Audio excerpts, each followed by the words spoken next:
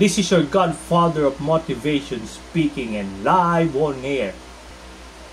Let's get it straight at hindi ako magbibigay ng safe comments, reviews, or opinion. Ito, kababasa ko lang itong isang trivial rant mula sa isang privileged netizen kung saan yung Starbucks ay nawalan na isang loyal customer ng makalawa. Ito lang naman yung lesson or take away na natutunan ko dito sa walang kakwenta-kwenta o trivial na issue na to. Kung ikaw tao ka, sobrang sensitive ka at keen sa lahat ng bagay, ultimo correct spelling ng pangalan, apelido mo, or tamang title or prefix ng pangalan mo, whether career-related or gender sexuality, communicate mo ng maayos, i-instruct mo ng clear and concise manner. Imaginin mo yung mga barista, mga service crew, even yung mga waiter, waitresses, nagjo-duty ang mga yan more than 8 hours. Madalas overtime thank you pa or OTY. Minsan wala pa day o pinag-duty pa yan sa kanilang araw ng pahinga dahil kulang ng manpower at maraming customer. Lahat naman tayo may pinag-aralan naman sa mundong ito, whether high school, elementary graduate, college graduate, or higher than that. Magpakita na lang tayo ng konting empathy, compassion, at unawa sa mga ganitong walang kakwenta-kwentang problema.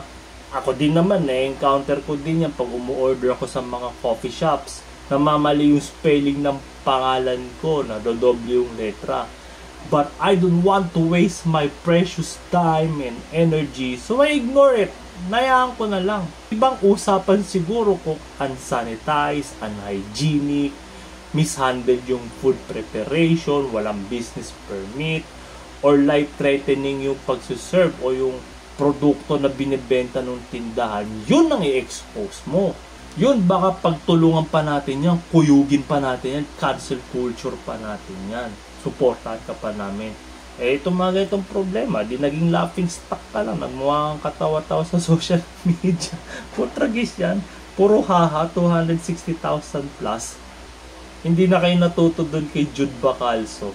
Tsaka kung ayaw mong, speaking of time, kung ayaw mong masayang yung oras mo, magdala ka ng eksaktong pambayad.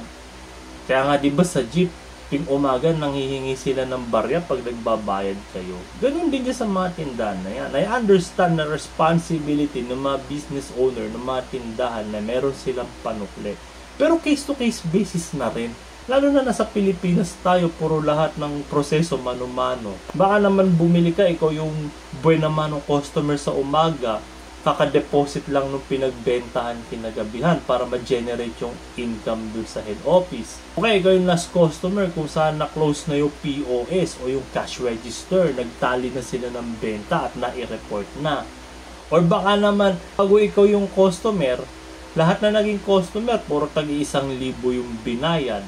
Ikaw lang yung na-timingan na walang panukli. Sorry ka na lang, ganun talaga. Baka gumawa rin naman ng paraan yung tindahan, walang nagpabarya ng mga buo nila, di ba? Tsaka Diyos por santo, si Starbucks, magpapalugi ba sa'yo yan? Baka nga tinatawanan ka lang ng mga may-ari niyan.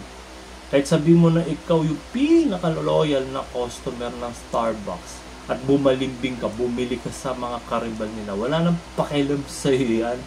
Yung kawalan mo, kapalit mo 100 minimum sa mga tindahan ng mga yan. Imagine mo kung ilan yung tindahan nila sa buong Pilipinas tsaka sa buong mundo. Times mo yung 100 na kapalit mo per day. Or let's do the math. Kayo na mag-compute yan. Baka nga sa North Korea may tindahan sila dun eh. So, siguro naman lesson learned naman na ito at kapulutan naman na itong aral na itong issue na ito na wala kabuhay-buhay nga naman no. O sana naman kapulutan nyo ito ng aral o kaalaman o kaisipan itong trivial na issue na to sa social media. Dahil ako naman naniniwala na knowledge is priceless. And I'm out.